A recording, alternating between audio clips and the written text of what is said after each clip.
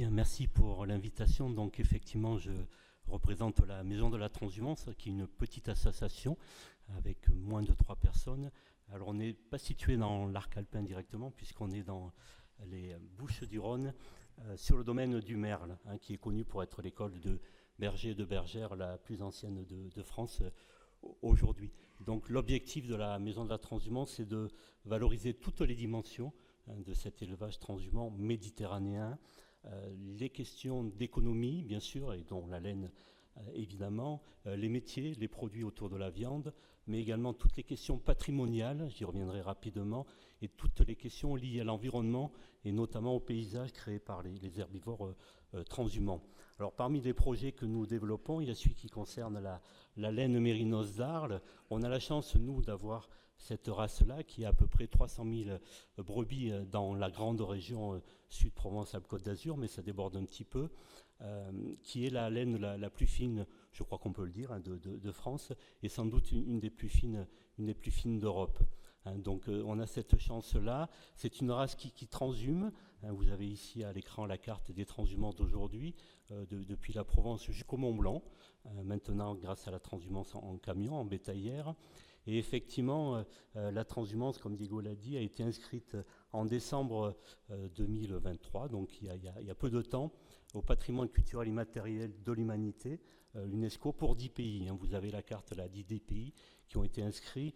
3 l'avaient été en 2019, l'Autriche, l'Italie et la Grèce, et puis 7 ont rejoint en 2023, donc la France, l'Albanie, la Roumanie, la Croatie, Andorre et le Luxembourg. Voilà.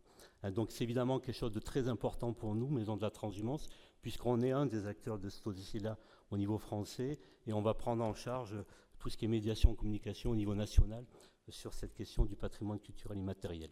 Voilà. On va organiser, d'ailleurs, sachez-le pour ceux que ça intéresse, en 2025, un colloque international au MUSEM, où la laine sera à l'honneur. Alors en ce qui concerne le projet que je vais vous présenter rapidement, il nous a été soufflé par un berger de notre président Lionel Escoffier, qui nous avait dit, mais on a la chance d'avoir cette laine mérinos d'Arles, pourquoi ne ferait-on pas, comme ça se fait avec les laines de l'hémisphère sud, Australie, Nouvelle-Zélande, mérinos bien sûr, des vêtements techniques de marche, de randonnée, de pleine nature.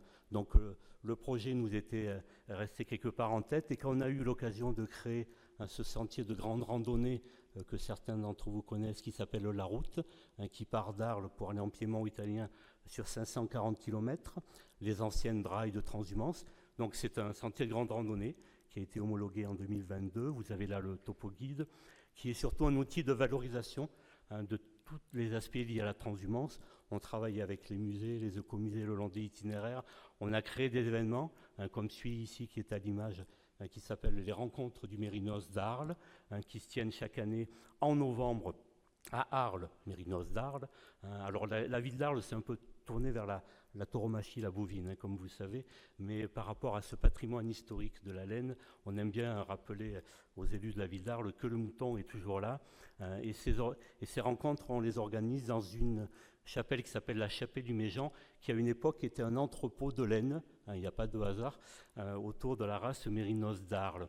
Donc la première édition, je crois que Diego y était d'ailleurs, oui, il y a 2 ans, c'était une table ronde autour de la laine mérinos d'Arles qu'on avait organisée, avec parmi les acteurs de la laine, mérinos d'Arles, parce qu'ils sont nombreux, le syndicat ovin qui a été créé, ça a été le premier syndicat ovin de France, syndicat du mérinos d'Arles, pour la laine à l'époque où elle commençait déjà à être dévalorisée. On avait également l'entreprise Brun de Vian-Tyran, à l'Île-sur-la-Sorgue, qui travaille la laine mérinos d'Arles, de présente avec nous, et une autre association qui s'appelle Mérilénos. Donc le projet, effectivement, s'est développé depuis une dizaine d'années. Nous avons tout de suite créé un collectif d'éleveurs qui s'appelle le collectif pour la promotion du mérinos d'Arles, qui regroupe aujourd'hui une 50aine d'éleveurs situés sur toute la région. Vous avez la carte ici des éleveurs avec qui on travaille. Au départ, la mérinos d'Arles était surtout localisée, comme son nom l'indique, dans les plaines de Crau et de Camargue, mais c'est une race qui a gagné l'ensemble du massif alpin, qui est dominante aujourd'hui par rapport à d'autres races, en tout cas pour les Alpes du Sud, comme la Préalpe ou la Mourée rousse. Et donc on travaille avec des éleveurs situés un petit peu de partout dans la région, mais également dans le Gard, la Drôme, la Lozère, par exemple. Donc, ce collectif pour la promotion du mérinos d'Arles a bénéficié d'un financement de suite de la région Sud Provence-Alpes-Côte d'Azur, du département des Bouches-du-Rhône et de la communauté d'agglo du pays d'Arles. C'est important, évidemment, de possibilité d'avoir des financements pour développer les prototypes.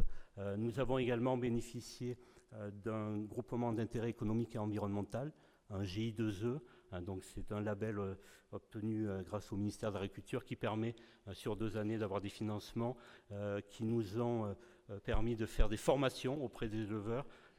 Vous savez qu'on part de loin avec la laine, malheureusement, même en mérinos d'Arles, qui est une laine sans doute qui a gardé le plus de valeur en France. Donc des formations pour dire aux éleveurs les bons gestes pour la sélection, comme on le voit ici à l'image sur le bélier, pour la période de tonte qui est importante. On est en plein dedans en ce moment, nous. Février-mars, c'est la période de tonte dans nos territoires. Pour notamment ceux que ça intéresse, trier la laine directement après la tonte. Voilà, c'est important de trier la laine à ce moment-là. Donc on a développé un certain nombre de prototypes, vous avez ici quelques images. On a testé ce qui pouvait se faire avec cette laine-là, mérinos d'Arles, en termes de vêtements techniques. Alors on a un peu élargi la gamme. Au départ, on était vraiment sur du vêtement technique.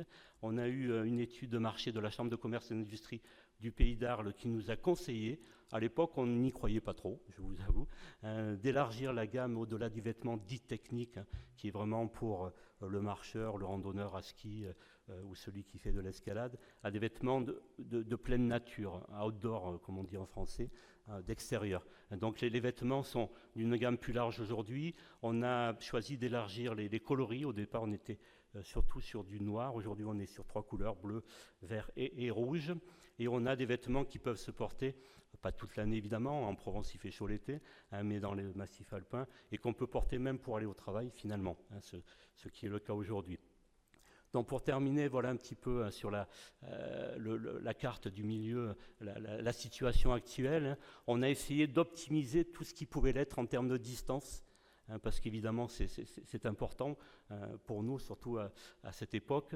Donc la laine mérinos d'Arles, je le disais, vient principalement de la région Sud Provence-Alpes-Côte d'Azur, mais un petit peu Occitanie et Rhône-Alpes-Auvergne, mais essentiellement région Sud. On fait venir un peu de laine des îles Falkland, anciennement Malouine, tout simplement parce que la laine mérinos d'Arles fait 20-21 microns en moyenne, pour le dire rapidement, et avec cette finesse de laine-là, on ne peut pas faire la première couche, comme on l'appelle.